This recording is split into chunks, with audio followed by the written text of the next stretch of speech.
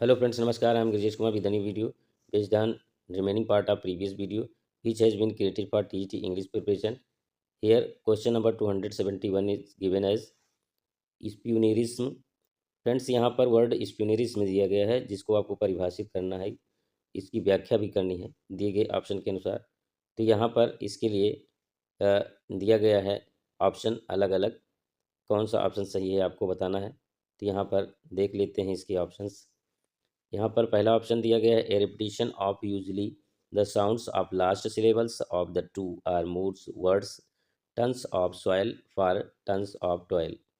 ये दिया गया है जो कि सही नहीं है. बी दिया गया है A transposition of usually initial words of two or more words. For example यहाँ पर दे रहे हैं tons of soil for sons of toil. तो यहाँ एक प्रकार का ये रिपीटिशन नहीं बल्कि ट्रांसपोजिशन होता है, रूपांतरण होता है. जैसे यहाँ पर एग्जांपल दे रहे हैं टन्स ऑफ सॉइल को रूपांतरित, ये टन्स ऑफ सॉइल जो है ये रूपांतरण है सन्स ऑफ टॉयल का. तो ये एक प्रकार का रूपांतरण होता है, तो इसलिए इसका बी ऑप्शन सही हो जाएगा. Question number 272 a stanza of 8 lines in iambic pentameter is known as. 8 line का जो आयम्बिक पेंटामीटर स्टेंजा होता है इसको क्या कहते हैं, किस नाम से जाना जाता है. तो ये हो जाएगा ottava rima. So correct option is A ottava. ऑप्ट वर्ड से बना हुआ है. ऑप्ट का मतलब होता है 8, जिसमें 8 लाइन होती हैं. Next question, question number 273 the Chaucerian stanza or rhyme royal comprises. यहाँ पर आपसे पूछा जा रहा है चौसरियन स्टेंजा या रेम रॉयल जो होता है कितनी लाइन होती है इसमें. इसमें 7 लाइन होती हैं. सो correct option is A. Question number 274 stories. यहाँ पर स्टोरी को आप परिभाषित करना है. तो यहाँ पर दिया गया is simple enumeration of a chronicle sequence of events. यही सही है. So correct option is A. Next question, question number 275 275 is as follows. यहाँ पर थोड़ा सा जूम इन करते हैं इसको. यहाँ पर 275 दिया गया है और ये 276 है. The story line is, story line क्या है, ये एक प्रकार का प्लॉट होता है. So correct option is A. Next question, question number 276 which popular phrase was used by William James in the principles of psychology. Principles of psychology में William James ने किस पॉपुलर फ्रेज का यूज़ किया था, ये आपको ऑप्शन से बताना है. तो यहाँ पर दिया गया है द स्ट्रीम ऑफ कॉन्शियसनेस. ये टर्म यूज़ किया था उन्होंने. So correct option is A. Question number 277 writer's distinctive use of diction tone and syntax is known as. एक राइटर का डिक्शन टोन और सिंटैक्स जो होता है ये क्या कहलाता है. तो ये कहलाता है स्टाइल, यानी कि शैली, जिसको हम हिंदी में कहते हैं शैली, लेखन शैली जो होती है. So correct option is A. Next question, question number 278 it may be a person place thing or event it has a meaning it also stands for something more than itself. The term is literary term से है. एक व्यक्ति, स्थान या वस्तु या घटना जिसमें मीनिंग होती है और ये एक जो है कुछ अपने आप में अलग होती है. इस टर्म को क्या कहते हैं. तो यहाँ पर दिया गया है सिंबल, यानी कि प्रतीक, जिसको हिंदी में कहते हैं प्रतीक, प्रतीक कहा जाता है. तो इसका बी ऑप्शन सही हो जाएगा. Question number 279 it is an artistic movement in the late 19th century it attempts to express abstract or mystical ideas through the symbolic use of images it is. Friends यहाँ पर आपसे पूछा जा रहा है कि एक ऐसा आर्टिस्टिक मोमेंट जो कि 19th सेंचुरी में 19वीं सदी में चला था. इसमें abstract एक्सप्रेशन किया गया था जिसमें मिस्टिकल आइडियाज़ सिंबॉलिक मेथड से दी गई थी. ये क्या कहलाता है. तो यहाँ पर इसका आंसर दिया गया है सिंबोलिज्म, प्रतीकवाद, जिसको हिंदी में कहते हैं. सी ऑप्शन इसका सही हो जाएगा. Question number 280 who coined the term the movement in 1954.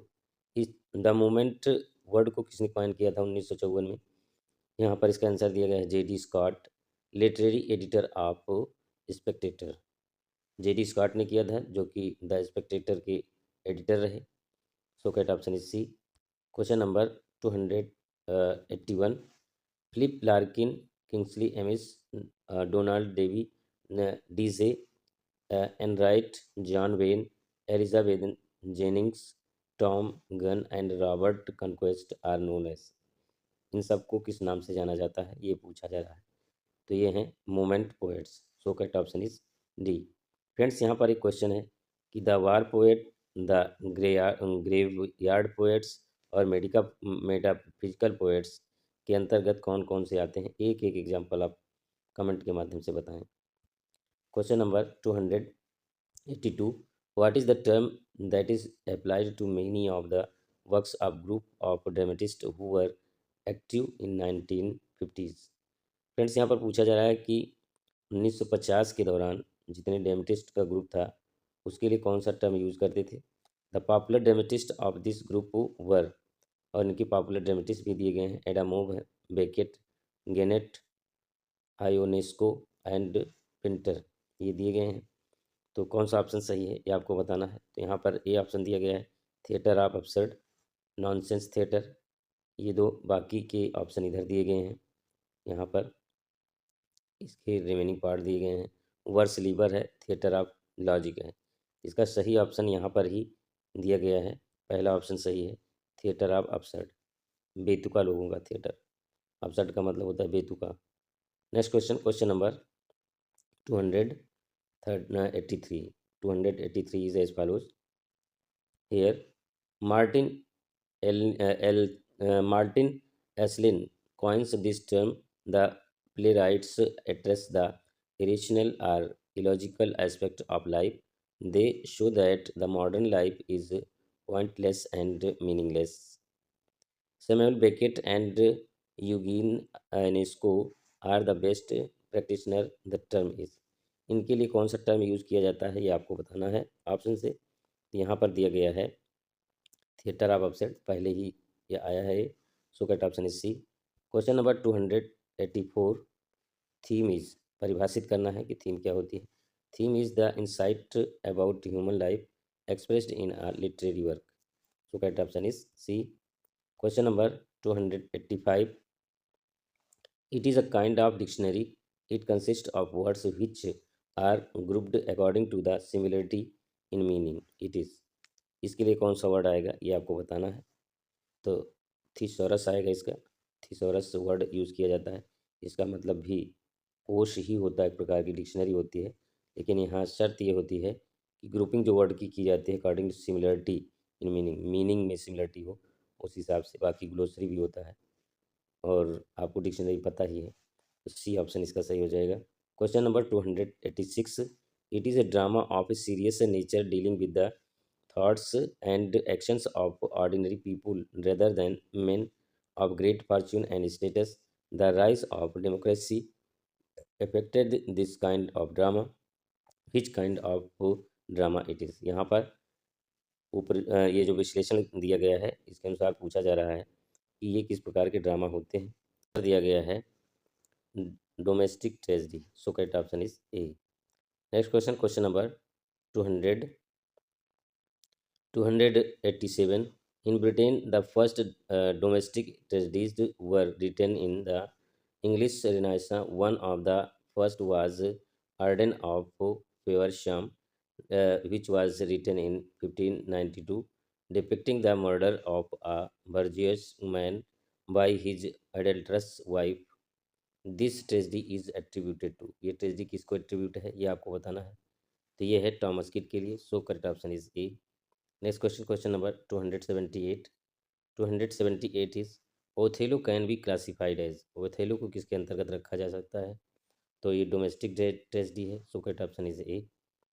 ये ओथेलो जो है ये किसके द्वारा लिखा गया है आप कमेंट के माध्यम से बताएं। Question number 289, he is against tragic comedies and calls them neither right tragedies nor right comedies. Who is he? ये किसने कहा कि जो ट्रेजिक कॉमेडीज होती हैं ना तो ये ट्रेजिडी होती है ना ही कॉमेडी होती हैं। ये किसने कहा? ये कहा था सिडनी ने। So correct option is B. Question number 290 and last question of this session. I will continue creating videos for teach the English preparation. If you support me by subscribing my channel, Here question number 290 is, this is a 19th century moment in the romantic. Remaining part of this question is given ahead. Tradition in it promotes that every individual can reach the ultimate truth through spiritual institution. The institution transcends reasons and sensory experience. This is known as यहाँ पर सही option आपको बताना है। इसका सही option दिया गया है ट्रांसेंडेंटलिज्म। इसका सही ऑप्शन है, so correct option is D, सही वर्ड है इसका। फ्रेंड्स, आज की वीडियो में बस इतना ही। यदि वीडियो आपको अच्छा लगे तो लाइक करें, ना अच्छा लगे डिसलाइक करें। कमेंट करना बिल्कुल भी ना भूलें, और यदि इस वीडियो से आपको कुछ लाभ मिलता है तो please support me, subscribe my channel to get notification as soon as you wish. Thank you very much.